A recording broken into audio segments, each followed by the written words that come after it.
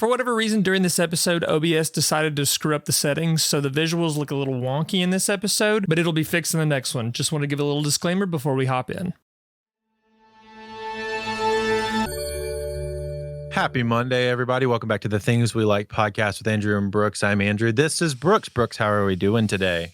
Oh, recovering from a show last night, but good. Everything's good. I'm just tired. Dave Grohl yelled at you for hours last night. He sure did. He sure did. And I paid for that. Well, actually, no, I didn't. I was lucky enough to get to go to that show for free, which is awesome. Nice. So, I didn't pay to get berated by Dave Grohl, but love you, Dave. Shout out, Dave. Did you get the tattoo? The shaky knees tattoo?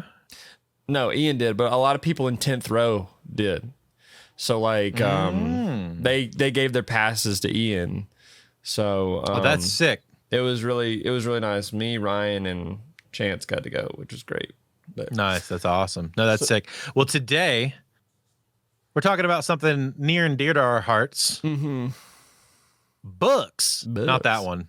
Not me. Not this book. But these books. Yeah, the reading Shout out kind. to the Bible. Anyways, but today, so this is going to be like the Soulsborne episode was more of a Brooks-centric episode. I want to tell that story first before we hop in, because the reason that people call me that, but this is going to be a much more Andrew-focused episode. Somewhat. Because Andrew is the reader.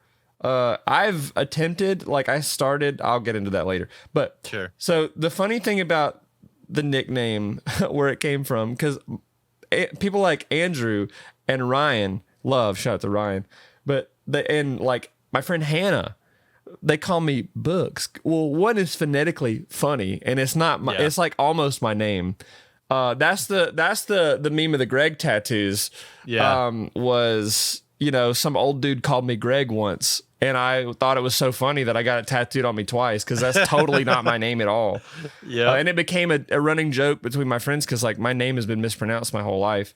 I can't wait for the day you go to Japan with that tattoo. Oh, dude, people just think I'm Greg the whole time. Yeah. But, so there are two instances where people called me Books. Like the pastor of the church that I used to work at, he is from Ukraine, and he is very coherent and has a really cool accent.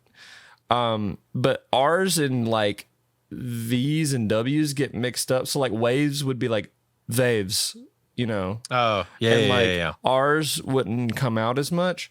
So he would say my name instead of Brooks, he'd say Books, but oh, yeah. With guy, a little skip instead of the R. Yeah, it was cool. And then the sound guy that was there, he shortened it and condensed it, and he was like, "Hey, it's Books."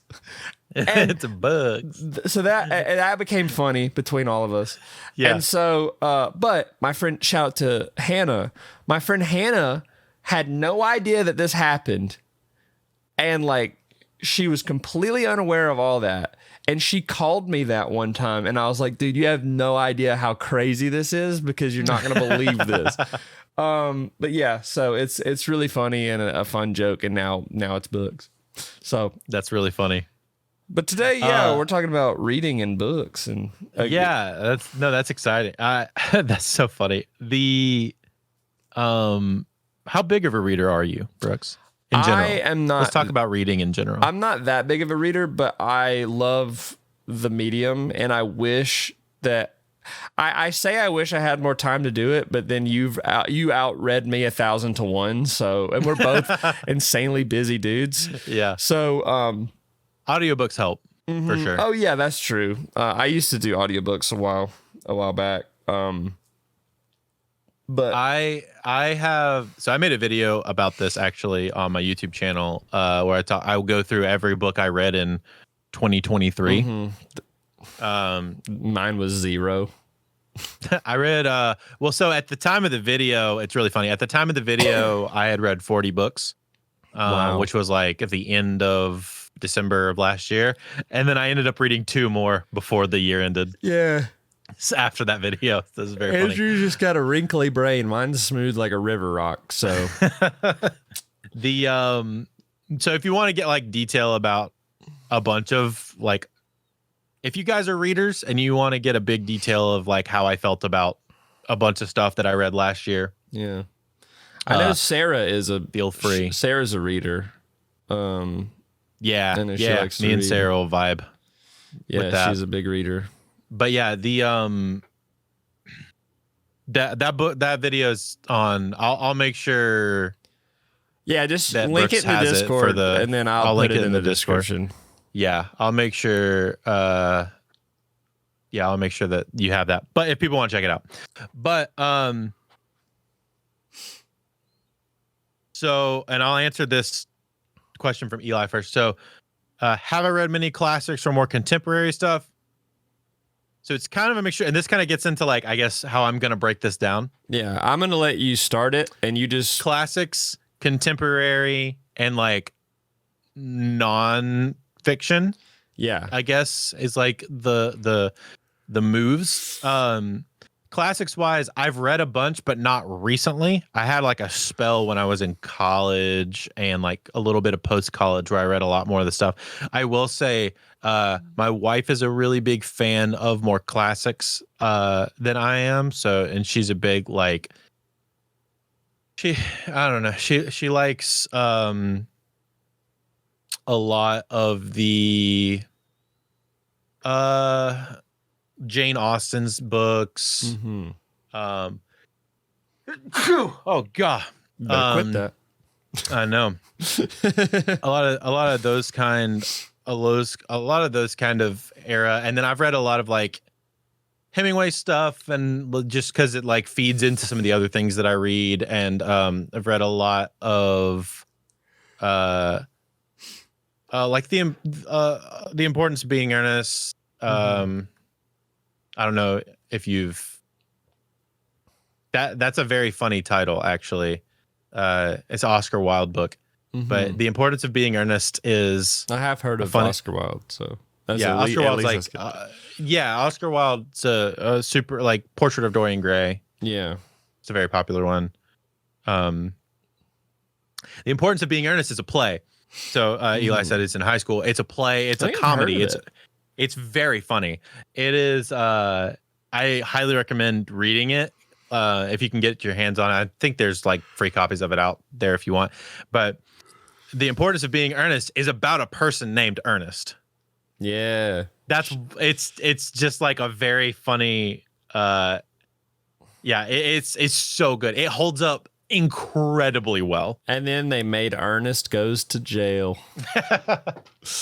This is the prequel to all of the Ernest movies. What if that was true? What if every Ernest movie was just play on Oscar Wilde? Jim Varney, he saw the play and he's like, well, this is my time. What if I did that, but based in the South? I think I can make a career out of this. Yeah. I love that. And he was also Slinky in Toy Story. So that's fun fact. Yeah. Yeah. But I've read a bunch of classics and things like that. You keep talking. I'm a for whatever reason, our images are these like there are things that say our names are a little too high, but I'm gonna fix that. That's fine. You keep on. You keep talking. Yeah. So I'll keep talking. But I want to talk about some of the fun things that I've read in the last like couple years, and I want to hear kind of the things that you have read, some of the things that you've enjoyed too, Brooks. Yeah, because I'm not a complete Neanderthal. Like I have. Well, I mean, don't. You read manga? Me. That counts. Yeah, I haven't read a lot of manga though. I really haven't read too much manga in my life. Hold on, you guys want to see the grid? Shout out to Gritty. The Gritty. Yeah, shout out to Gritty. It's our grid. We love him. He's does a lot of behind the scenes work on the podcast. People that are listening only are very confused right now. So so for the listeners, I have a grid that I like map everything out to because I have to. This is how I've been trained. Okay, so I'm just making sure everything looks good and no, it's fine.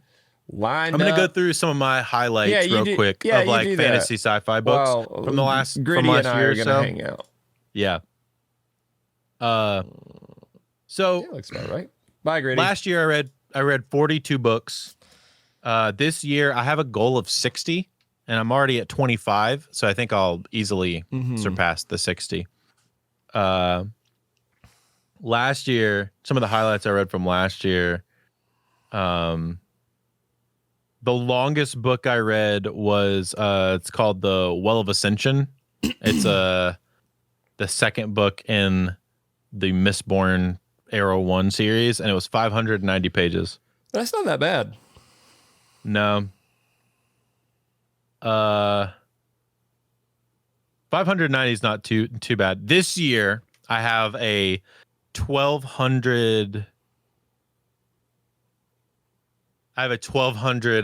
page book that I'm gonna read, which is not fun. I like that. But once again, also Sanderson.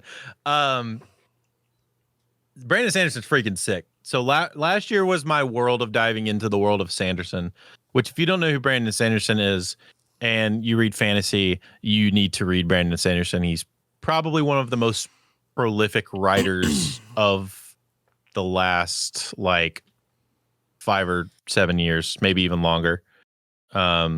He's more recently become in the limelight, but he's been writing since like I think the first Mistborn book came out in like the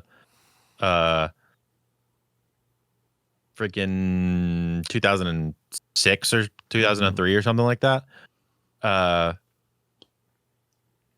He's been writing for a while, but he's got some of the coolest series, and he just done a very good job of making this thing called the Cosmere, which is all of his series tying together. Oh, that's cool. So like it's crazy. Like complete universes like that are crazy. Yeah. So he's basically taken the idea of like Tolkien's Lord of the Rings and then done that up to like a bajillion. That's cool. And he's really known for his like world building and magic systems and stuff. So a good for instance is in Mistborn, there are the magic system is based on metal, right? I like that. So you ingest the metal and then you internally burn the metal and it gives you a power. That's nasty. I like that. It's freaking sick. So there are mistings who can only use one of the abilities. So like a misting that burns steel is called a certain thing, and they can use a steel push, so they can push against the metal. That's interesting. And then there's also there's a tin eye. That's what that one's called. So they burn tin. They get hypersensitivity, so they can hear and see like in the dark. Basically, they can hear like miles away. That's really unique. Yeah, and then there's Mistborn, like that. And then there's Mistborn who can burn all of the metals at one time. The avatar of metal. So they become like the ultimate assassins, basically. That's cool. And then so they can fight, and like they get like really skilled with glass blades and stuff. That's and like awesome. We also start to think about the fact of like, all right, so if you're in combat and you're fighting against somebody that can essentially push and pull and control metal, like you can wear no metal on your body. Yeah. So you have to use things like glass daggers and wooden things and like with no metal on you. I need to get into that. That's actually sounds really good. And then there's the tribe of people that just drink mercury. They don't last long. Yeah, exactly. But so to answer some of the comments about Sanderson real quick, Novice said Way of Kings is on my list. Novice, The Way of Kings is awesome. I'm reading the Stormlight. That's the first book in the Stormlight archive, which is like what he would call his magnum opus series, his Lord of the Rings trilogy. Except it is going to be 10 books long, and book 5 comes out this year, and it's probably going to take like another 20 years to write, maybe even more, to write the rest of the series. Yeah. And it's pretty cool. It's like the main establishing book of the Cosmere. If you want to read Brandon Sanderson, I recommend 2 books. That would be the first Mistborn and the first Mistborn book, especially if you're not used to Brett Sanderson's writing style. It's a very good way to get like into it. And then also Tress of the Emerald Sea, which is like a newer one. It's very like more whimsical. It's a one-off that is in the Cosmere, but it's like just a one-off book. And it feels very much like The Princess Bride. He actually wrote it for his wife, and he based the premise off of The Princess Bride and then kind of completely changed everything to be more his own. Also, the artwork on it is amazingly cool. If you want to check it out, Brooks, look up Tress of the Emerald Sea. I think, I remember. I think you showed me this at your house. Yeah, it's really cool. Tress? Tress of the Emerald Sea. Oh, yeah. So, like, for people that are just getting into fantasy, highly recommend Tress of the Emerald Sea as kind of their starting point. If you already enjoy fiction and fantasy, I would suggest the first Mistborn book, The Last Empire, or Mistborn.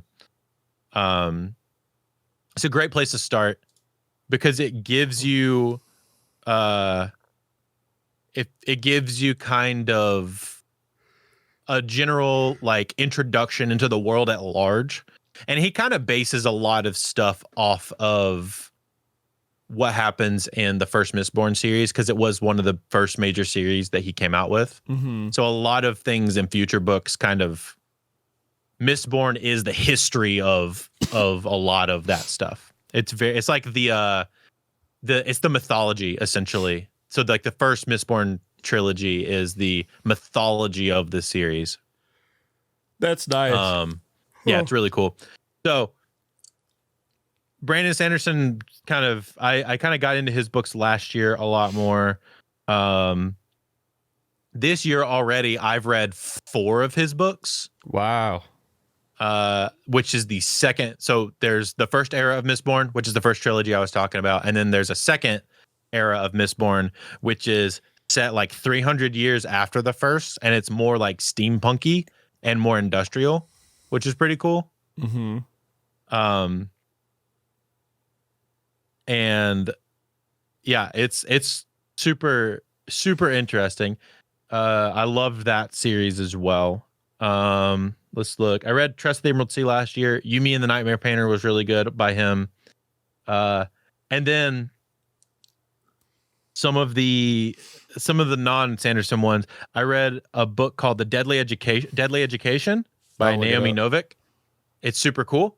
It's if you like Harry Potter type things, so you like a magic school, you like wizards, you like that kind of stuff. It is essentially Harry Potter rated R. Nice. It's a trilogy. Okay. It's set in so it's called the Scholomance. The Scholomance is like the school. The school is a giant tiered building that is in a floating space of darkness, and everything in the darkness is trying to kill the students. That's really cool. And so the darkness seeps into the school and tries to kill all the students constantly. Smart. And it's very sick. Kind of like this is maybe a dumb comparison, but kind of like the Dark Continent in Hunter x Hunter, where it's like everything outside of that little thing is trying to just super deadly. Kind of. Similar. Except they're learning to be wizards, and there's no adults. There's only students, and there's nobody that's really that powerful. And also all of the magic is based on like work ethic. So like in order to get power, you have to do like push-ups or something strenuous to get like innate power to then use to turn into like magic or something. The magic system is very, very interesting and very cool. Yeah, that seems really interesting because magic and all that stuff is really nice. Yeah, it's very cool. And Eli, I think it was Eli, or it may have been somebody else.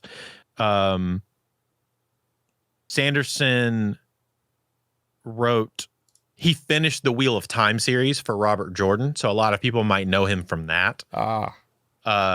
When Robert Jordan passed, his estate handed off the rest of the series to Sanderson to finish because he was a big Robert Jordan fan. Mm-hmm. Is one of his favorite authors of all time. So, yeah, those are some of my more recent last year's reads, and then this year, I've read some incredible books. Man, I gotta say, like this is some of the. Are you reading off some your of the most Goodreads or interesting- whatever? Yeah, I'm reading on my Goodreads right now. Sorry, I'm pulling it up. So, some of the books that I've read this year that are like either that are fiction. All right, let's go back to the beginning of the year. Oh, I gotta go grab a book. Sorry, I forgot. Well, while you're doing talking. that, I'll talk about my history, the history of reading. So for me, I've never been a huge reader, and I think I'll mention this to Andrew too. I feel like being forced to read in school really turned me off from reading because it became an assignment and it became a chore rather than something to get into and enjoy. Some of the books that we grew up reading was what's that one? There's a book where this kid, like, he's in a plane crash and he survives in the wild. I can't remember. Is it called? It's not called. No, it's All not right. that. It's Andrew, what's that book where we read it in school? It's I can't think of the name. The Hatchet. The Hatchet. Thank you. And you like that I didn't even know what you were talking about, and I knew what you were talking about? Or just Hatchet. Hatchet's what we read. Yeah. That's what it was. There's two of them. Are you telling me that poor kid does the same thing twice? Yeah, but except the second one's in winter, so it's worse. So he's like, all right, well, I'm gonna. Is it the same character? Yeah. Gary Paulson, you're not okay. So what happens is the first book happens. You know, he gets stuck, whatever. Yeah. And then he makes his way back.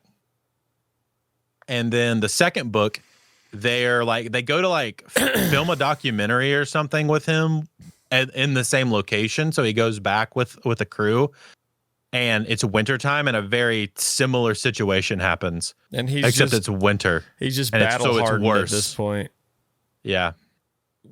Yeah, I remember it being a pretty good book. Yeah, it was really actually surprisingly fantastic. Yeah. So I was just talking about when you were gone.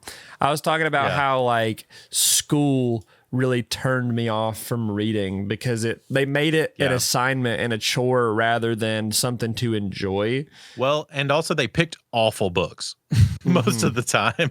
Yeah, it's just like stuff that isn't engaging, stuff that isn't fun, and it's just and it was written at a time that it's like not written in a modern speak.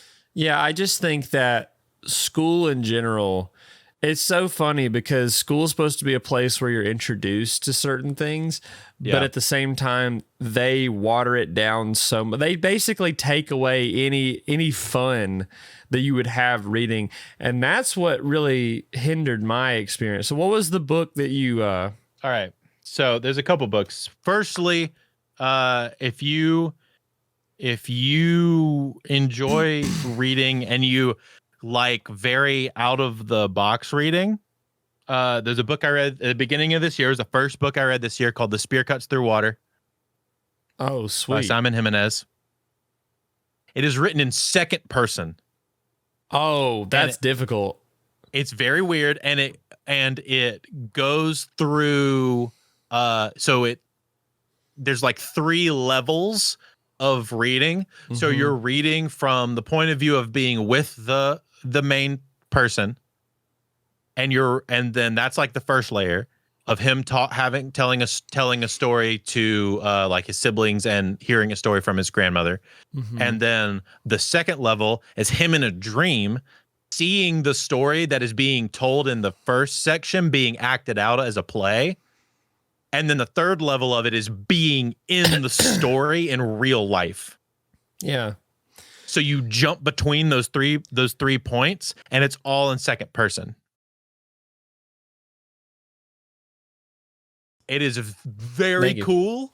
It is very sad and like emotional, and honestly, not that long of a read either. I think it's like 400 and maybe 500 pages. I think 500 pages is like the gold standard for like a really cool. So good. So good. I was not prepared for how much it took me, honestly, the first like 50 pages to understand the POV. Mm-hmm. Because like second person is such a weird way to write. Yeah. And like I think it's a cool easy perspective. to do. It's easy to do wrong. Oh yeah. Because not understanding. I haven't touched second person really ever in an academic setting. Like even when I was in college, we never talked about second person, like nothing was ever. And I took, my English classes were like my best classes in college. And Eli says 500. I like a long book. So 500 is actually in fantasy terms, a pretty average book. Yeah. It's I'm not, high fantasy and I'm like not trying fiction to ignore and you, sci-fi. Eli. I'm waiting to get to the chat portion to. Yeah. But that's a point I wanted to kind of mention. Very much. I kind of wanted to mention that, and this is a very good place to mention because a lot of the books I'm going to mention are like in that range. The 400 to 500 range is like pretty normal in fantasy and high fantasy and sci-fi books. Somewhere around the like, if on audiobooks, somewhere around the like 20-hour mark. That's pretty normal. So yeah, Simon Jimenez, Spear Cuts Through Water, one of the coolest reads I read this year. Loved that one. And then the other one I read that I listened to actually was The Name of the Wind. Oh yeah. Which is unfortunate because I don't even know if Patrick Rothfuss is ever going to finish that series, but if you even like high fantasy, it's all first person, like very centralized on the character. It is so cool. And the audiobook is probably the best audiobook I've ever listened to. The voice actor for the audiobook is so good that it's so immersive.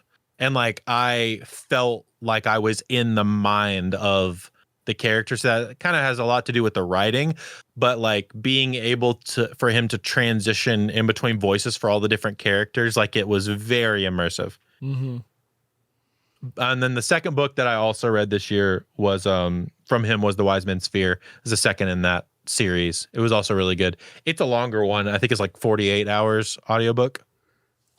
It's not too bad. Freaking long. It's freaking long. Especially it's for freaking long.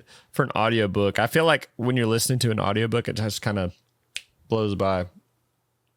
Yeah. So let's hop into. So, hold on, I'm gonna finish up these last couple books, and then we'll go into some other ones. So you'll love this one because the cover art is so sick. This is a book called Shadow of the Gods. Ah, that looks awesome. John Gwynn.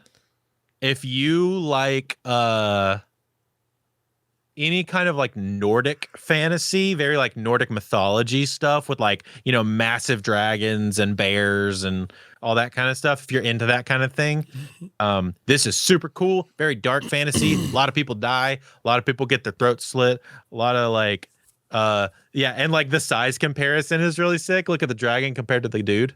Wow. So that scale is really sick. And I say that to say one of the other books that I'm excited to read for this year, which I'll get to a little more later, is Hunger of the Gods, which is the second. Once again, big wolf, tiny people. That's crazy. And then the third book of that comes out later this year as well, so that's why I'm trying to read that second one soon. Those are incredible. If you like dark fantasy, very like I said, Nordic mythology, big Norse mythology, big like animal stuff,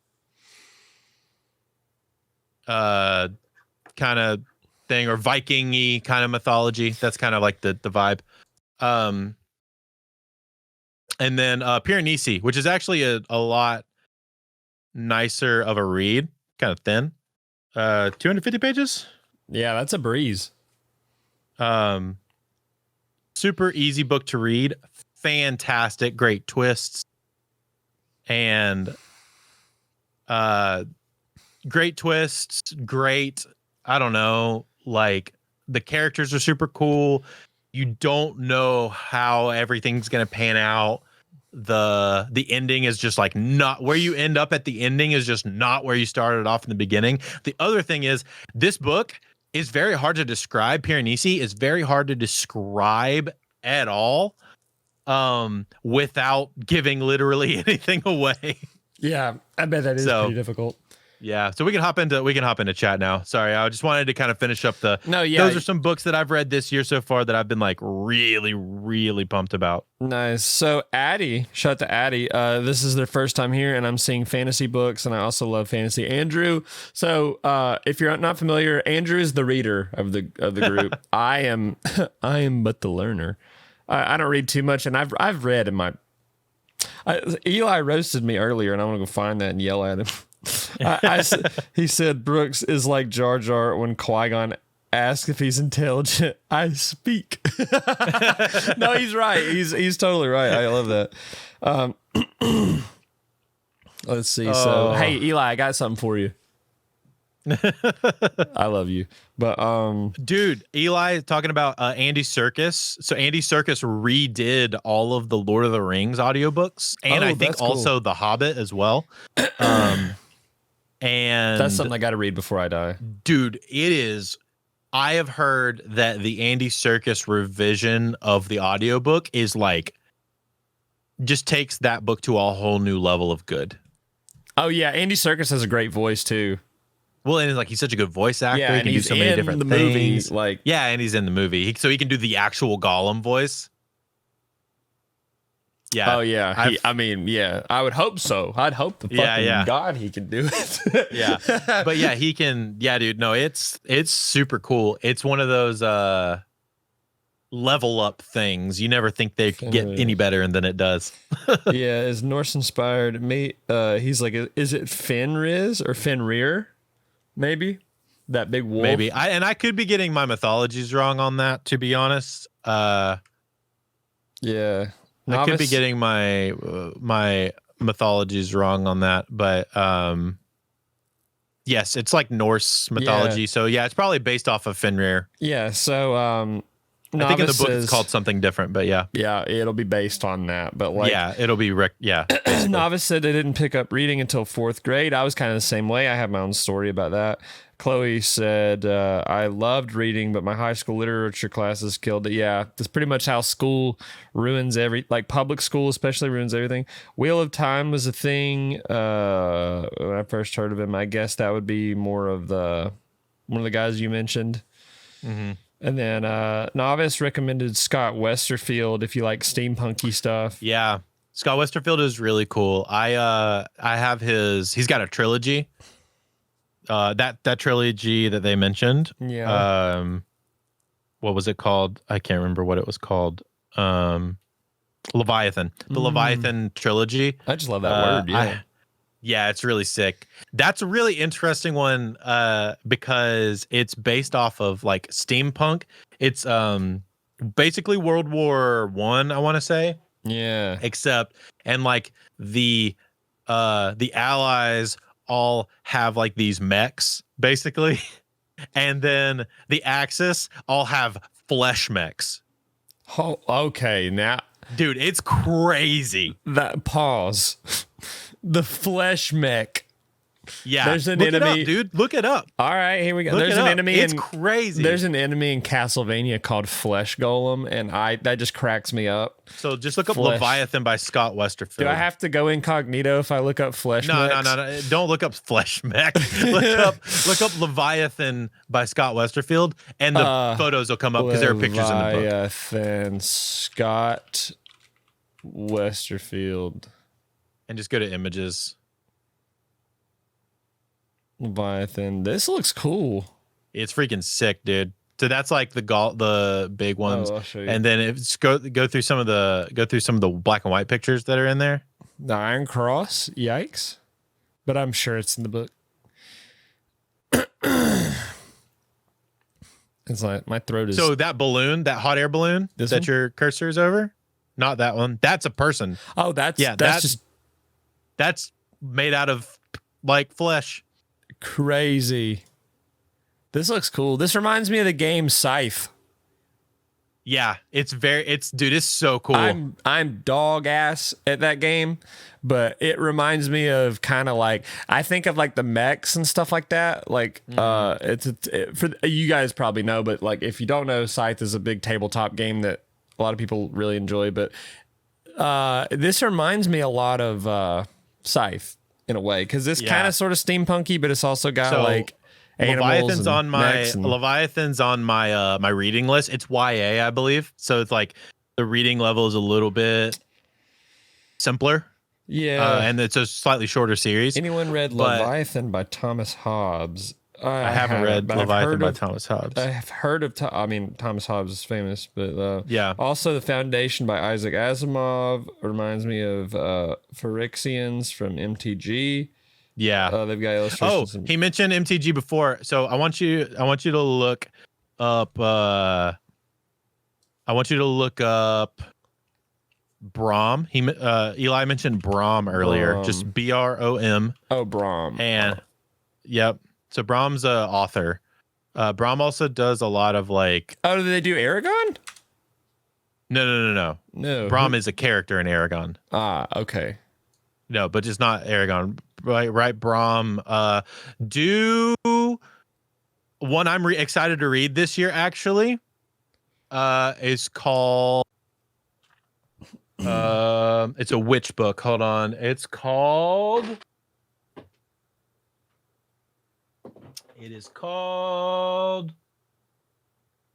So while you're looking that up, Addie says that they are their first D&D character, which Andrew is a big D&D guy as well. Like he loves fantasy D&D.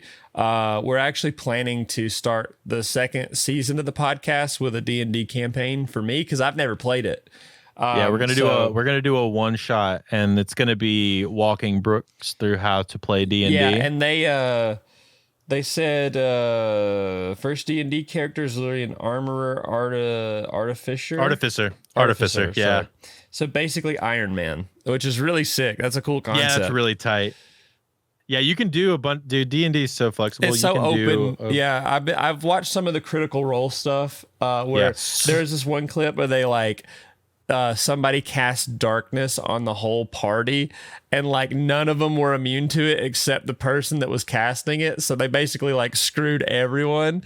It was a cool react. I don't understand what was going on, but they like the basic concept I get. You can't. So it's magical darkness. When you cast the darkness spell, it's magical darkness, and you can't see in it unless at all. So like it gives you disadvantage on attacks and a bunch of other stuff. Unless you have like a special thing that lets you see in it.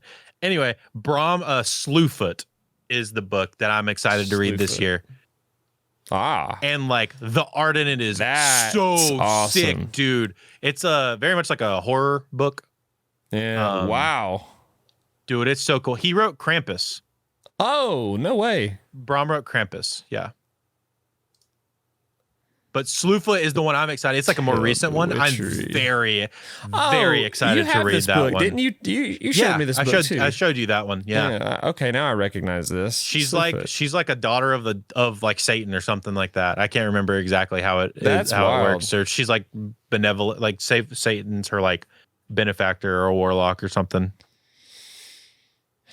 That's cool. Yeah, but all of the art in it is so cool, dude. When are you gonna become like a half music producer, half book YouTuber? Yeah, dude, I thought about making a separate YouTube channel just for books. That's cool. Or just like a TikTok page or something just for books. Awesome. I mean, those. I'm saving Slewfoot specifically to read in October. Oh yeah, that sets the mood for sure. It's basically Has Been Hotel. What a shout, Eli. Has Been Hotel. I feel like I've heard of that. Has Been Hotel's a show. Yeah, it's an animated show. That's a YouTube show, right? Yeah. I think it's on like HBO now or something. Chloe was talking to me about this a while Has back. Been Hotel's really cool. You know what, dude? Me and you probably need to do a thing where we watch episode. We need to do a episode watch of Has Been Hotel. Yeah, and there's it's like right on the tip of my tongue. Has Been Hotel is the other one. Chloe knows if they're still here. You talk about the other one in that same world. Well, it's Hell of a Boss. Hell of a Boss. Yeah. Yeah. Chloe loves Hell of a Boss. I've never watched either of them. I've heard they're really good though. I know. I've seen have some heard clips. good things about both of these. Yeah, I was watching Hell of a Boss. Yeah, I think even Sarah recommended that to me a while back. Yeah. So yeah, I've heard really good things about these. Yeah, you should definitely check that out. Maybe we should do a watch through of it together, Brooks. I feel like me and you would probably get a kick out of that. Honestly, because it's just a YouTube show basically. So yeah, if it's a YouTube show, I'm pretty sure. But then again, there is copyright stuff because like I know people who have watched shows on stream before. People on Twitch seem to be able to do it, but YouTube is like they'll pull that. Yeah, they have quick. a tighter copyright thing. The other thing I was going to show you, speaking of cool artwork, I got this book I'm very excited to read called The Priory of the Orange Tree. Freaking massive. Look at my hand against it. This thing's like freaking huge.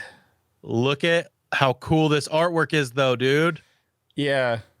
You have a gift that I don't. I really struggle to like start stuff. Like even games, like, and I love video games, but it's really hard for me to, but once I get into something that I really like, I just devote all my time to it. I go from 0 to 100. Like, yeah, it's like FromSoft, like getting into those games is like, it was really hard for me to start them, but then they became like my favorite series. So, it's 800 pages. It is a freaking massive book. I've kind of put it off last year because I had some other books I wanted to read last year, but it's on my list to read this year. So I have a bunch of books that are on my list to read this year.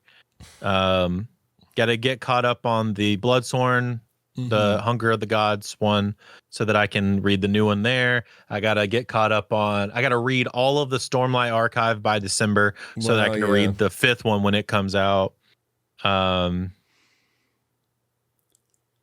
It's amazing that you remember all of these. A short synopsis of Orange Tree.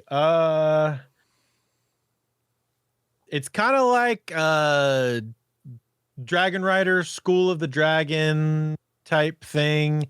I think she's the girl that's the main character is like trying to, there's like assassins after her or something like that. It's very, very, I'm very like loosely affiliated, like not affiliated, like loosely like know what it's about. More so, I just like, I heard Dragon Rider book school, Dragon School fighting, Asian inspired, got assassins. I'm in. Yeah, that's you know nice. what I mean?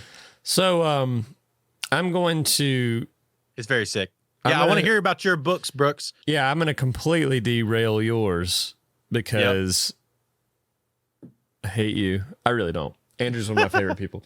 But so my the books that I've read in my life, I've read a few, some nonfiction, some. I actually have a lot of funny stories about books that I never read, but I know them. So, okay, here's a funny book story that I have. So I had to write an essay, like it was in class, like an in-class essay about a nonfiction book or something, a book that we had read over like a specific amount of time. Obviously didn't read anything because I was like, screw this. So there's a book. It's basically, I think it's called Scar Tissue by Anthony Kiedis, and it's his story, the lead singer of Red Hot Chili Peppers, essentially. Yeah. So I mean, I'm a huge Chili Peppers fan, still am, and I was at the time in high school for sure. I was, getting much better at bass by listening to their songs. But I basically just took all of my knowledge of Scar Tissue, or all of my knowledge of the Red Hot Chili Peppers, used Scar Tissue as the basis for the book. I got like an 80 something on the paper, and I was like, whoo, and I didn't have to read it. It was awesome. That's funny. I really hated like summer reading assignments because they were read that book. I need to get it. You know, I still have The Storyteller, which I need to read by Dave Grohl. I mean, I have so much. Yeah, I made you buy that one. Well, now you need to make me read it. But I have so many stories of like certain books. Like when I was growing up, I remember the first real book that I read, and this is probably like super normie, but Holes. Holes is great. Like Holes is a classic. Yeah, we it have is a that classic. here. And I have a funny story about Holes too. I read the sequel to Holes. It's called Small Steps. Real quick before you get into that, I feel like summer reading is the reason that people stop reading. Yeah, it's horrible. It's awful. It's like the lists are terrible. The lists are terrible. I think forcing kids to read like that is such a pain in the ass, and it's a horrible practice. And the assignments that they gave, I remember because I took AP Lit in high school, and anybody in high school don't take AP classes. They're a fucking scam. But yeah, I was in because like the regular lit classes didn't have summer reading, but we did because we were in AP, and I was like, what the hell? But to be fair, the AP classes had the best teachers. Shout out to Miss Holt and Miss White. They were my favorite high school teachers, like some of my favorite high school teachers. I loved them so much because the classes were good. They were great classes. But I hated summer, and the assignments that they gave you were like so intense, and it's just like this killed any joy that I had. I literally am just skimming through the book, finding what I need, and I'm getting the hell out. But anyways, back to Holes. So Holes has a sequel called Small Steps, and I joke that it's one of the worst books I've ever read. But I've heard it's not good. It's really like, it's not horrible. It's got good intentions, and it's got like, there's clearly passion behind it. It was not written as I've heard it's not as good as the first one. It isn't. Like, it's about so Small Steps is all about Armpit and his story. Okay. Because people wanted that. It's such a weird, because you would think Zero would have, if any character would have a spin-off book, it would be Zero, because, you know, like the whole Zeroni family like had lore in the book, but like, it's just weird. You only get the Yelnats side. Yeah, so you don't really get the Zeroni side. So that would have been interesting, but Small Steps. So Small Steps, from what I remember, is about Armpit, and he like befriends this girl with special needs, and that aspect of the book is really sweet, because that's the best part of the book, is their relationship. So I will give it credit. Like, that part of the book was really sweet and really wholesome and touching, but it's just like, it's really hard to follow Holes.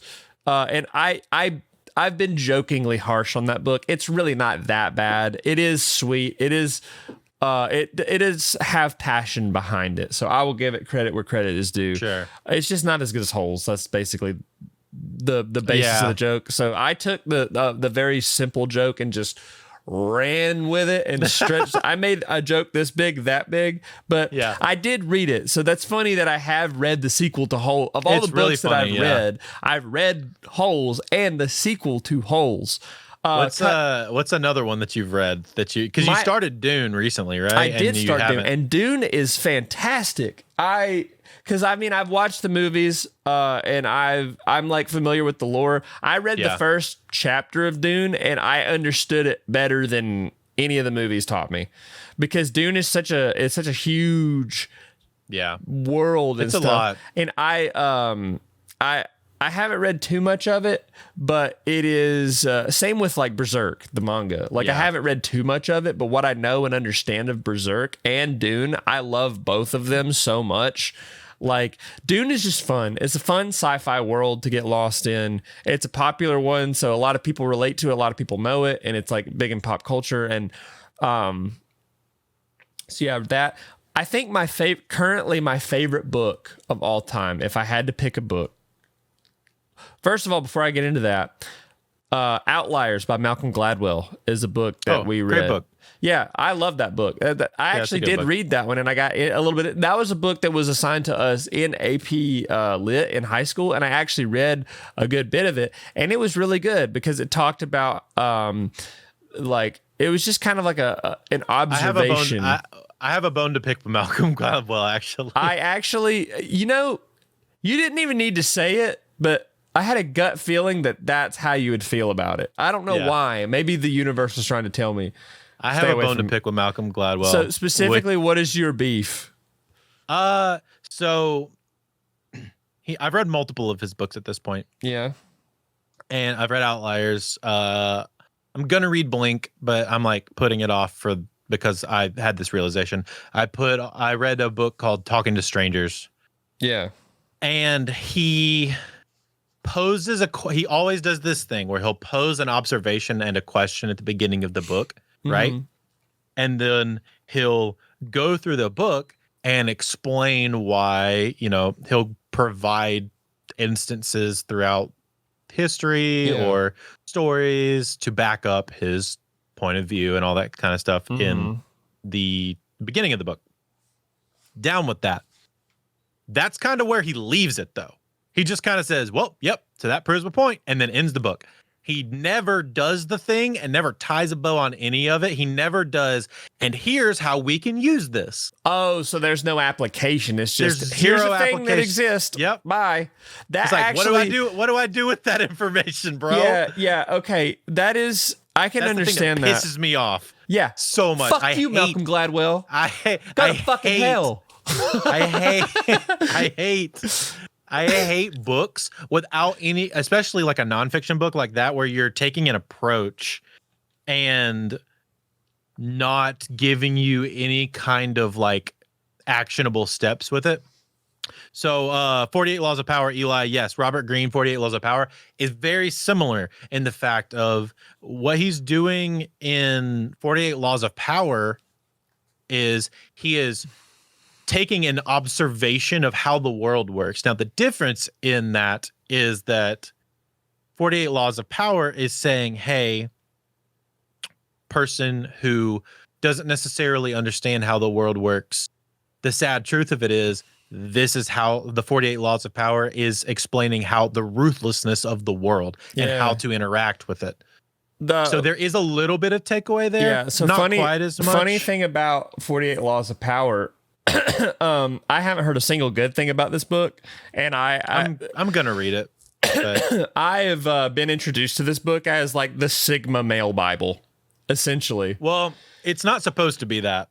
The problem is, and I heard this explained. So Ryan Holiday, who I'll get into in a minute, writes a lot of books on Stoicism. Ryan Holiday was Robert Greene's assistant whenever he was writing a lot of these books. And so he talks about how what the 48 Laws of Power was supposed to be about is not application. It is what people take it as is application. Okay? Oh, that's more nuanced. Yeah. Yes, it's much more nuanced than what it is. So what Sigma males take it as is like, here's how we need to act. I want to be powerful and I want to do all this stuff. And how it's supposed to have been taken is, here is, regardless of how you feel, this is how the world works. Oh, now that you know that, let's take an approach that is compelling to you to interact with that world. Oh, so it's kind of like, it's sort of up to you to kind of figure out how to apply this to you. Exactly. But I can totally see where the Sigma bros took that and kind of like bastardized the message and watered it down. Exactly. It's okay. That makes me feel a lot better about it, because like I'm glad that like people who know books and read a lot of books can like give that clarity to that, because that's all I know of the 48 Laws of Power, is that it's like the Sigma bro like Bible. It definitely is. I'm gonna read it just because I want to understand it. Yeah, of course. Like, it's important to do that. I'm going to go into it with more of that mindset that Ryan Holiday talked about. I think it is all, just as a side note to anything, like whether it's, movies, film, music, books, whatever, any sort of medium, I think it's important to interact with stuff that you don't necessarily understand or even agree with. Yeah. To have a more nuanced and a more well-rounded opinion of the world. Because, like, for example, I apply that to YouTubers because I watch a lot of different YouTubers with a lot of different takes and a lot of different opinions.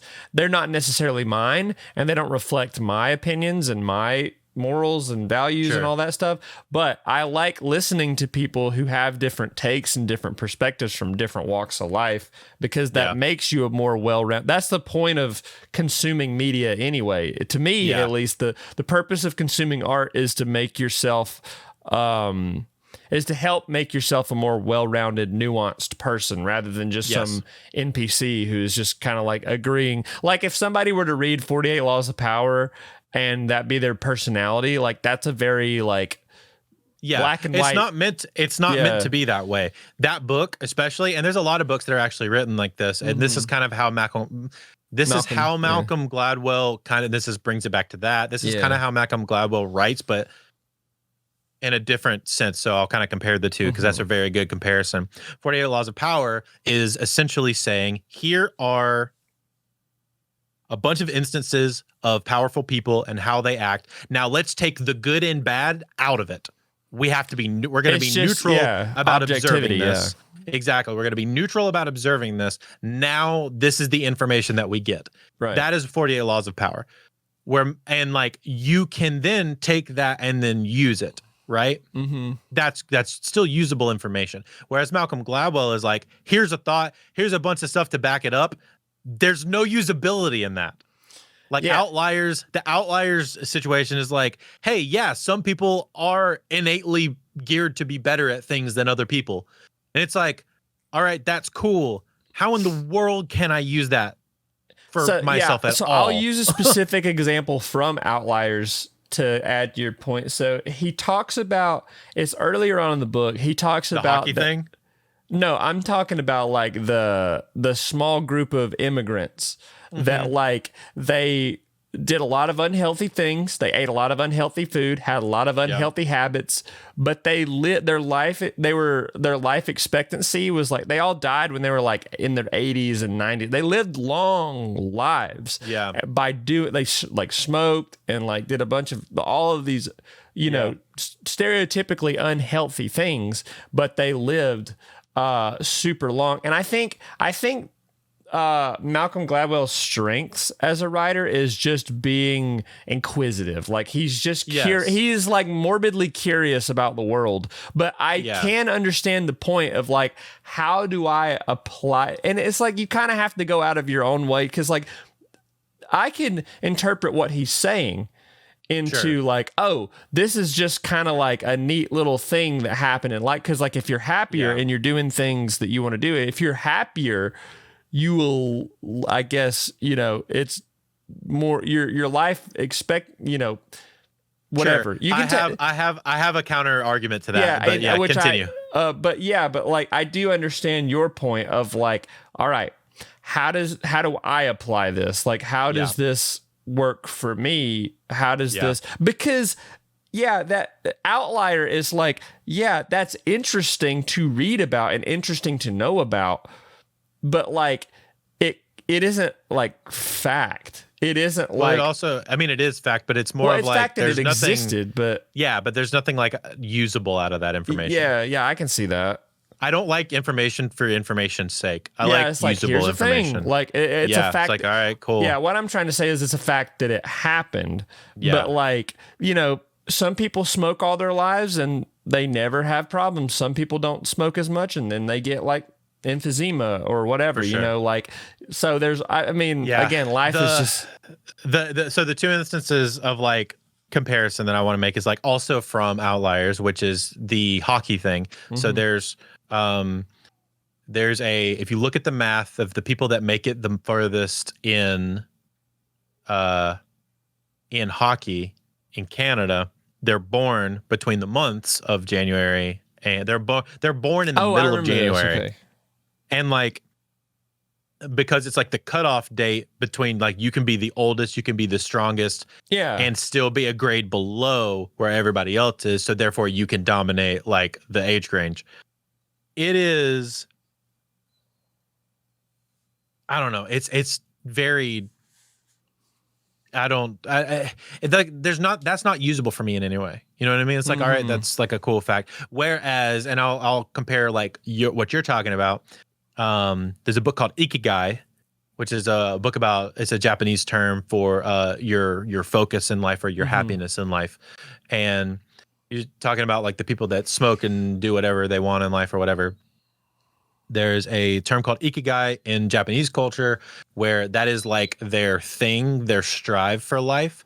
And it is the reason they, a lot of people say is the reason why you have a lot of super centenarians, which is people that live up to be like 120-ish age, in Japan, in Japanese culture or in Far East culture. So, and that is the thing that drives them, is they have an Ikigai. They have a thing that people say like, it's not about the destination, it's about the journey. That concept is Ikigai. So the journey is the Ikigai. It's the thing that drives you consistently to continue. And like that, having that. And so the book says having that will innately give you a stronger will to pursue and to live, and therefore give you a longer, healthy life. That's cool. If I seem distracted for a little bit, I just noticed that the stream dropped frames. It was like 0.4%, so it's fine. Yeah, no, it's fine. But I was worried that the live stream was going to be weird. But that is like a good comparison. Yeah, I to think so. Why, like a better version of the Malcolm Gladwell thing. Yeah, I like that. But yeah, I do understand the criticism of Malcolm Gladwell of just being somebody that's like, hey, I'm observing this. Bye. Yeah, exactly. I hate that. So like there's no application, or it's like, how can we use the, because I haven't read the book in a long time.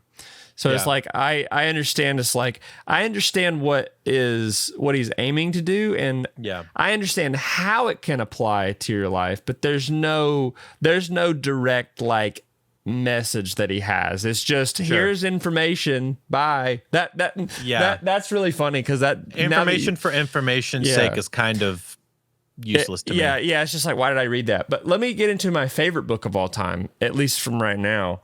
Eli, turns out life sucks. Thanks for buying my book. Yeah, I know, right? That's kind of how Outliers made me feel, honestly. Yeah, so I did read that one, and that's my nonfiction example. But my favorite book is I told you about this because Aaron might have been really interested in it. Is called Storming Heaven.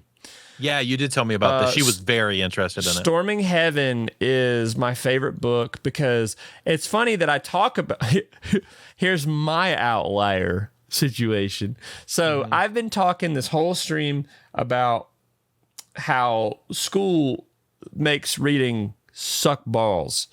However, my favorite book that I've ever read was a school assignment. So it was in college. It was lit and film. That was my favorite college course. I had a great professor. It was a great class. So we read Storming Heaven and watched the movie Mate One, which is a great movie too. It's about coal miners in the 20th century. West Virginia. West Virginia coal miners, and how the coal companies kind of controlled their lives, and they lived in these like mining towns, and like they had no real, like they weren't super educated, they were just a means to an end to make a product for a dude in a suit, pretty much. Yeah. And Storming Heaven basically takes place in that time period in like West Virginia, and it's from the perspective of like a few different people. So there's like a woman, there's like this guy, I don't remember completely because I haven't read it in so long. It's by Denise Giardina, right? Yes. So Storming Heaven, I'll look it up. I need to buy it again. Denise Giardina. It's 1987 publishing. Yeah. So Storming Heaven, we will. I'll show this. So. Just so if people are interested. Yeah, Storming Heaven. Very, very good. It's awesome. This has a 4.4 out of 5 rating. But anyway, and then I wrote an essay on it and like comparing the two. And I think what I said, I was much younger and I was much more closed-minded at the time, but there's a romance in the book, and I was like, and it goes into detail about the romance. I understand the nuance of it now, but at the time I was like, ew, don't put that in the book, because young sheltered Christian kid.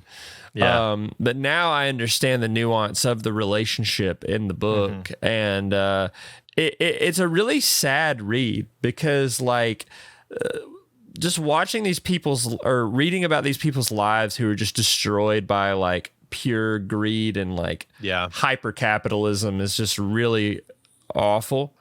But it's a really unique well, maybe not a unique setting, but like it's a pretty unique setting, because like I can't think of anything. The closest thing I think I mentioned was a book called Demon Copperhead. Yeah, that's one that Aaron liked, right? Yeah, that was one of Aaron's, and it's kind of based in like the same Appalachia, like Kentucky kind of thing, and it follows a kid whose parents like die in mining stuff and have to like he's very like by himself, and they mentioned Hunter x Hunter in that book.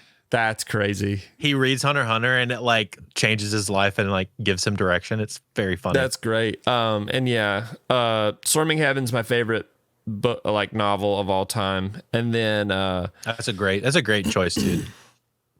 And then Dune is my most recent. That's my reading goal for this year, is just to finish Dune, just the one book, and then 100%. Andrew's out here reading 40 at a time, which is wild. My goal is 60 for the year. Okay, so let's we're getting to the end of this podcast. Let's I want to mention some dream reads of mine. So just like some ones you're excited about? Yeah, some stuff that I want to read before my time on Earth is over. Gotta be Lord of the Rings, gotta read Tolkien. Everyone that likes fantasy should read Tolkien at some point. If course. Not, listen to the audiobook of Andy Serkis reading it. I also want to read Lovecraft, because I think I have some Lovecraft. I think the idea of like, because that's what Bloodborne's based on, like outer gods and like Cthulhu and Dagon and all those, like I think that's super interesting, of just like outer gods who are these like ancient eldritch horrors that just like incomprehensible to man, how terrifying these beings are, and they ruled the universe or the world or like thousands of years ago, and then they just like appear again. Like I just think that's super interesting. My last dream read minus is the racism, of course. I mean, that's in a lot of books, like even Huckleberry Finn, like that's in there. We read books with the N-word and in high school in our AP classes. Middle school, high school, but like it was important to be exposed to that kind of stuff to understand, hey, this is a different time, and like this is not really okay, and it's like also negative. But some kids didn't take it that way. They had a good time reading it out loud. I also grew up in the South. We both did. We grew up in the South. We knew those people. But anyways, and my last dream read is I Have No Mouth and I Must Scream by Ralph Ellison. I think if you like dark fantasy, if you like apocalyptic, like dark sci-fi fantasy, like Ralph Ellison's the guy. Because I have so look up the cover of that book, because that cover is crazy looking. I told that's the wrong one. Sorry, I clicked on my gaming stream one. So podcast watch. And it's just the chat popped up. I Have No Mouth and I Must Scream. Harlan Ellison, not Ralph Ellison. Hold on. I'm stupid. That is another author. Ralph Ellison Invisible Man. Wrote Invisible Man. Is that the one where the guy, he turns his skin black and pretends to be, because I have read this, I think. No, I haven't. We were given this as an assignment in school or something, or I know of this. He like ends up killing himself or something. Invisible Man is... Okay, so Ralph, I was not too far off, but this is, he basically becomes black, and a white man becomes black, and am I right about this, or am I just totally off base? No, I think he's like, I don't remember if that's it's his first novel. Oh,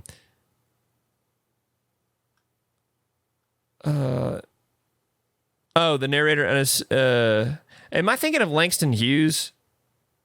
maybe. I got to figure this out because there's The Invisible Man, and then there's Invisible Man. Those are two different books. So, narrator, an unnamed black man begins by describing his living conditions: an underground room wired with hundreds of electric lights, operated by power stolen. The narrator returns to Harlem, trailed by Ross's men. I think I'm thinking of a different book. So The Invisible Man is H.G. Wells, where he like actually makes himself invisible. Langston Hughes. What did he write? I'm going down a rabbit hole. I know. Langston I don't know what you're talking about. Oh my God. It's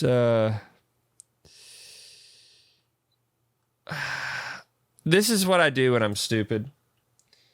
Let's see. I still don't know what you're trying to look for. About white man who becomes black. And he basically lives out the racism and the prejudice of the Black Like Me. That's what it's called. Black Like Me. Man in the Mirror. Black Like Me is what I'm thinking of. Yeah, Gotcha. Black Like Me. Yeah, John Howard Griffin. So I was totally off base. Yeah, but, that's not even remotely the same thing. Yeah. So, but this is the book I was getting stuck in my head. So, Black Like Me is a great book. I haven't read all of it, but the story is really compelling. It's about a guy who like dyes his skin black essentially just to experience what it's like being black and being treated like they did, you know, because yeah, in that time period. Yeah, amazing read. But Ralph Ellison wrote. So Harlan Ellison. Let me get back to this. So I have no mouth. Harlan Ellison. I'm sorry. And I must scream. I don't know what this teeth guy is doing over here, but there's also a game. It's like a point and click adventure game, and like it's really, really fucked up. Yeah, I've heard the book is crazy. This story, it's a fucked up story. It's like a short story. I've always wanted a hard copy of this, but they're like, I was showing you how expensive they are. Yeah, they're crazy expensive. Hold on, I'm going to answer this. This is Ian. You're on speaker with me and Andrew Simmons on the podcast. How does it feel?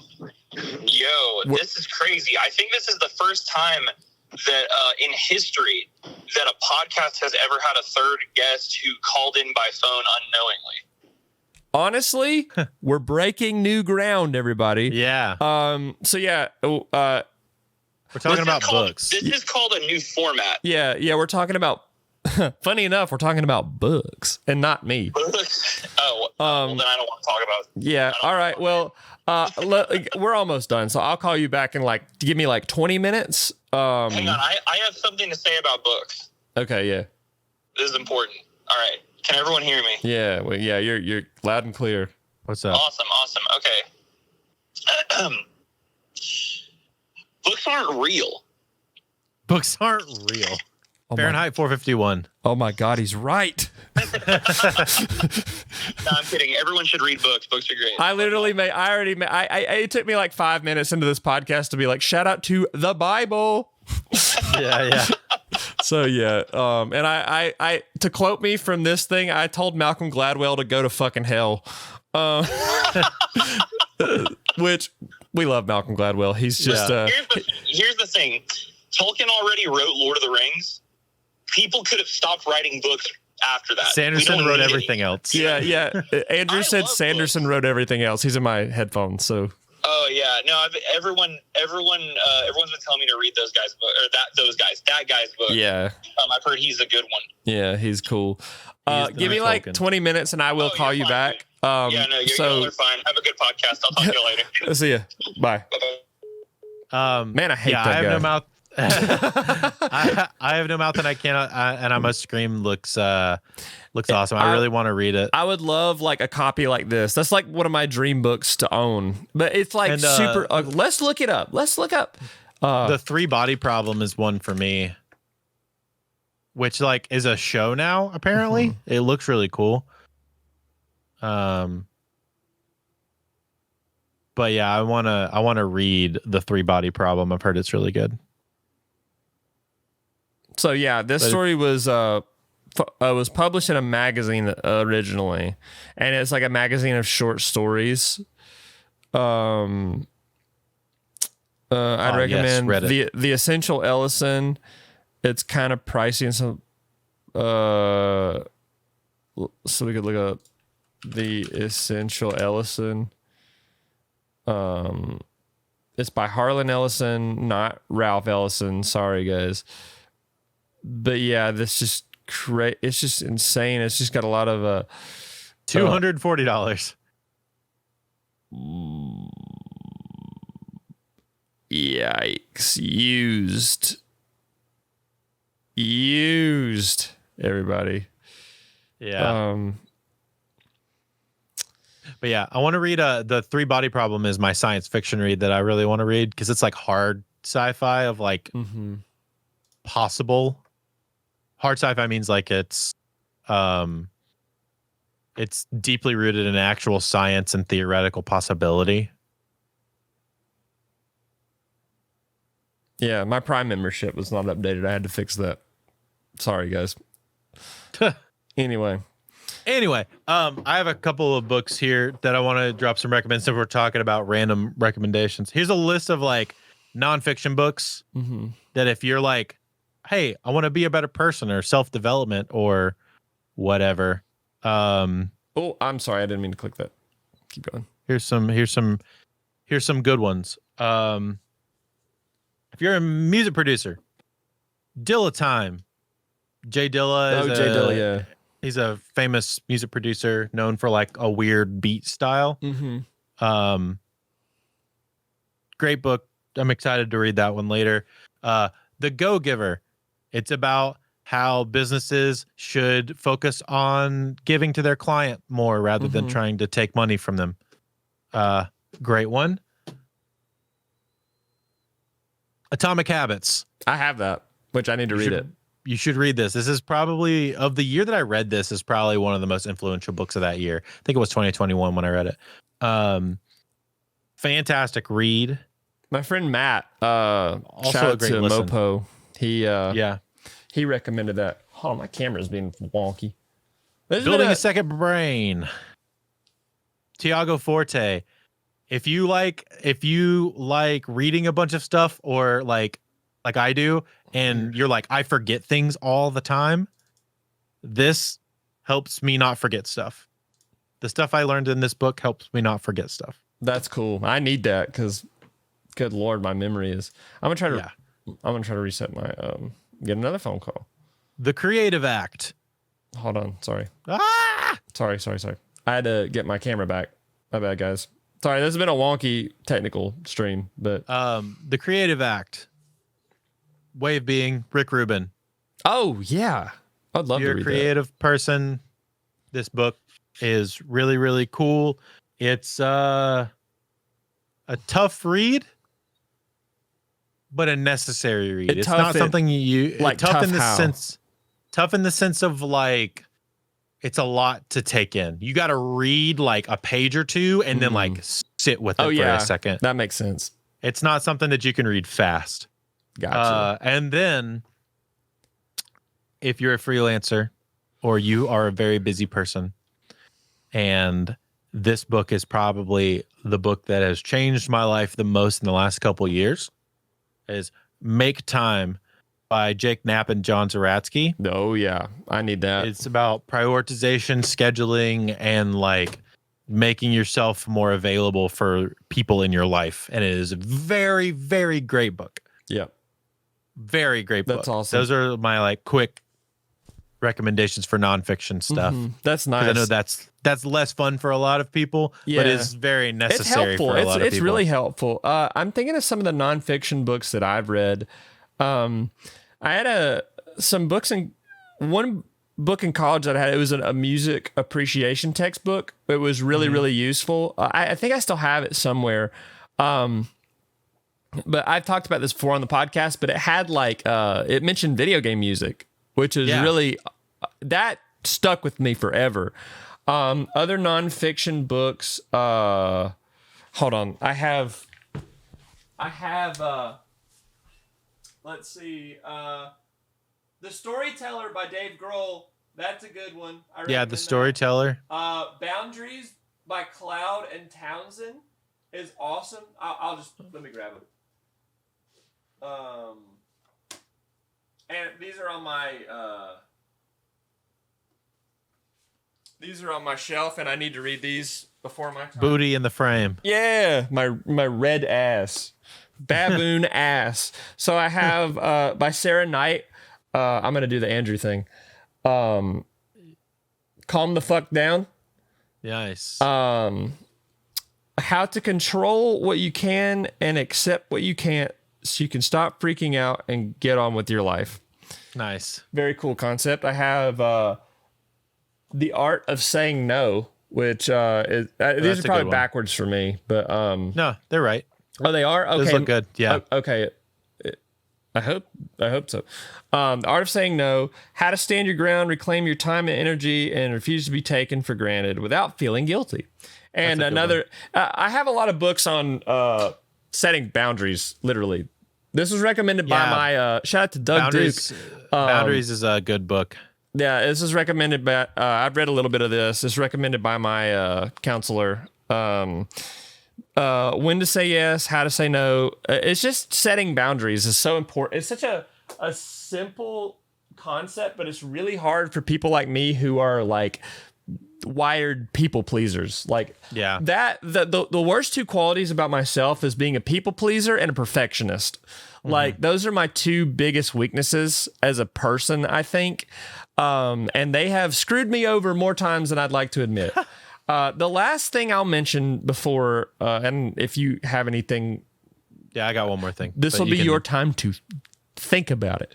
I'm going to talk about one of the worst books that I've ever had the displeasure of experiencing. I got to make sure I get the author right. Think and Grow Rich by Napoleon Hill. This book is a scam. It's such shit, and God bless him. I'm sure he was trying, but this book sucks ass. And the reason it sucks ass is because when I was fresh out of college, I had like no direction of what I was afraid. I didn't know what I was going to do with my life next. I was doing a lot of things. I was doing a lot of free work too, by the way. And I felt like I was just being taken advantage of in a lot of ways. So I was in a really down spot. Somebody recommended this book to me, and this is one of the worst books I've ever had the displeasure. Looks very 90s, 2000s self-development. Yeah, which it's is just like a weird spot. You know, self-development just as a whole, like there are people like your self-help gurus who are really there to sell you courses, but they have like decent advice mixed into manipulation tactics to like they exploit people and they'll take an inch and run a marathon. So that's a whole nother separate topic. But Think and Grow Rich, like literally I had this on audiobook. Speaking of audiobooks, but like if this is helpful to you, more power to you. Like I think that's great. Any kind of literature that benefits your life in a positive way, more power to you. For me, I was in the first chapter of this book, and basically what this whole book is about is just focus. And I was like, got it. Just focus on what you're doing. Got it. And when I did that, I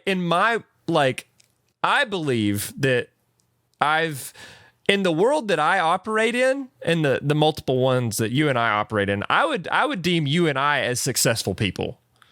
in doing what we're doing. And, you know, success is all subjective. You know, it's what we... I would argue success is we're able to do the things that we like and make money from it enough to live and not have to, and work for ourselves. Yeah. And you and I both do that. Like every single day. So literally the first chapter of this book focused on this dude, and he just like, he was so hard focused on a goal that he just made it happen by like sheer persistence. And like, that's sort of what you and I have done, you know, like, well, not sort of, it is what we have done. Yeah. And like, we just made our lives happen, you know? And, I was like, all right, got it. And I ditched it. And I was like, I don't need this shit. So God bless Napoleon Hill. There's a better book of that's like actually helpful. If you want to try to read a good version of that, it's called Deep Work by Cal Newport. I'm gonna look it up. Yeah, it's really, really good. Cal Newport's a MIT graduate. Dude is like incredibly smart. I read one of his books recently. Dude is like an incredible thinker. He graduated from MIT. He's got his doctorate. I think he teaches at Georgetown now. That's but cool. Also he's just his idea is essentially like having an you'll be more productive by having uninterrupted time than you will by constantly context switching between like answering phone, answering email, trying to work, hopping between all those things. And he's got like data to prove. Yeah. So he's very like data based, like analytics based for all of his research. So yeah, I would highly recommend. Honestly, anything Cal Newport writes is really, really great. I've read Digital Minimalism by him. It's really good. He released a book recently called Slow Productivity, that is also very, very, very good. Yeah, it's solid. Would highly recommend that as well. Sweet. So last thought, and then we'll. This has actually been an hour. This is a longer episode just about books, which is crazy. Yeah, dude. There's so much I didn't even get to. Me too. Well, actually, I covered all mine because I'm a Neanderthal. If everybody wants to read for free, here's a way to read for free. All right. So, firstly, scour the internet for podcasts that have Audible subscriptions, like Audible sponsors, and use their code. Or use Honey. Or use Honey, but you can scour the internet for Audible sponsorships, and you can get free books on Audible, free Audible audiobooks. Sometimes they'll just give them to you. That's great. If you already pay for Audible, there's a section inside of Audible that gives you free books as well. So you can check that out. But if you don't want to deal with any of that, go get a library card. That is all you need. And you can use Hoopla and you can use Libby. Those are two apps that you can get on your phone and on your iPads. You can take your library card and you can sign up for Hoopla if it's available in your area, or Libby if it's available in your area through your library card. And then you can get free audiobooks and Kindle and ebooks on those apps. Absolutely free. That's awesome. On Hoopla, like most of Brandon Sanderson's books are on Hoopla for free if you want to read them. Nice. They're fantastic. And so, yeah, if that's a great way to read. It's a great way to get started. If you're like, I don't have time to read, I don't have time to sit down with a book, I totally get it. You're driving a lot, you can listen to an audiobook while you're driving. It's a really nice way to pass the time. Yeah, and you travel a lot too, so like I'm sure you're always on the road listening to books and stuff yesterday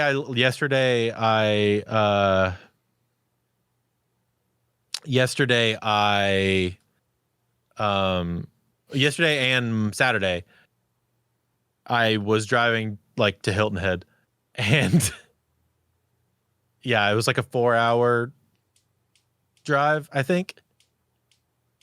So I there and back, I was burning through audio, but I listened to 2 books. That's great. It was great. Addie said, I'm not from the US, so not sure that's going to be a thing for me. I don't know where you're at, Addie, but Hoopla does work in U.S., Canada, New Zealand, and Australia. Cool. So I don't live in Georgia. I live in South Carolina, Eli. So Yeah, so I'm Andrew's- in Greenville. Yeah, I love I love Greenville. I need to come back. I need to come see you again. Well, that's I'm gonna end it there. I just Yeah. people are obviously people are calling me a lot today. Yeah, Oh, yeah. and Asia, very cool. Oh, shout out very to cool. Asia, very cool. Love that band. Addie, there might be some sort of version of that. I will see if I can dig that up for you. Mm-hmm. What was that reference you were gonna? Oh, you already sent it in Discord. Never mind. I haven't sent it yet. Oh, okay. But I'll send it. It's a video that I made about every book that I read last year. Yeah. I want to put it in this description. It's all 40 books. Well, so not to cut you off, but Andrew, you wanna sign us off here? Yep. Deep breath. Thanks so much for listening to the Things We Like podcast. Hey, if you're listening to this on audio and you don't like looking at our faces, thank you for listening. Yes. Leave a review, share it with a friend. But if you want to watch and you want to check us out on the video side, you can check us out right now. We are streaming on Brooks' YouTube channel at Bad Luck Brooks every Monday for the most part. And if you want to watch a VOD, you can go find us at Things We Like Pod. You can also find clips of the stream and extra stuff that we don't necessarily post on the VOD at Things We Like Pod. Some extra fun little things that we have going on there. And yeah, thanks so much for checking it out. If you're here, thanks for all the new people in chat. Yes. Thanks would love to talk more books. If you want to talk more books, I think we might have a books option in Discord now. We do have there's a link for my personal Discord down below, and it's got all of us in it, and we have a book chat. Yeah. So if it's something you want to talk about, drop some suggestions in there. Leave links to Amazon links or whatever. Yeah, that'd be great. Thanks so much for coming. Brooks, got any last words for us? They call me Books.